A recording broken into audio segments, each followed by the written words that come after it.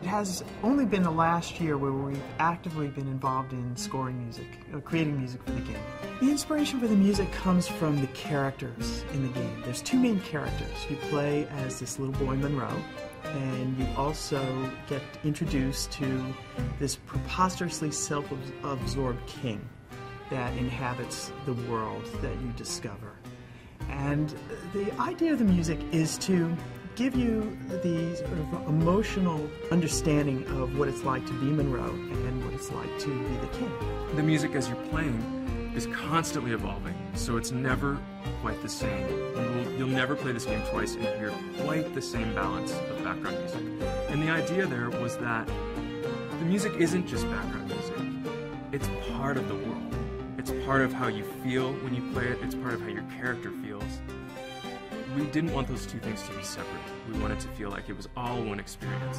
I love this sort of scoring. It's really fun because it's more elemental. The music is playful, and it's not song form.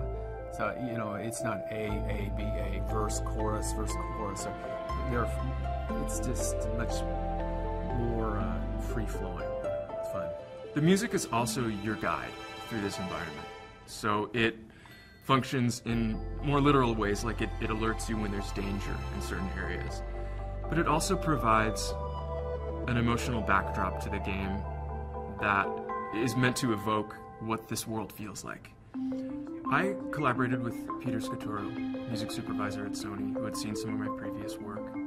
We just initially started talking, kicking ideas around about the game. Then we jumped in and composed. We did music for a whole level. So not only the background music, but the end-game content, so some of the things that get triggered as a result of player actions. And it worked really well. We got the go-ahead, and here we are. What Joel has been able to do is combine some original Baroque-inspired electronic pieces, but he's also infused a live quartet on top of it, so it has a little bit more of an organic feel to it. We relied a lot on plucked instruments like the harp, marimba, which tends to accompany Monroe, plucked strings, live strings.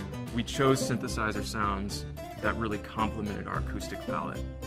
We're at a point where things have developed to a very sophisticated level in which we're able to have the same high production value that you would find in a Hollywood film.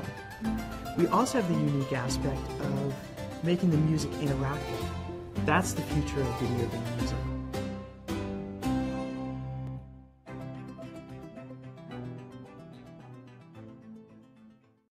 PlayStation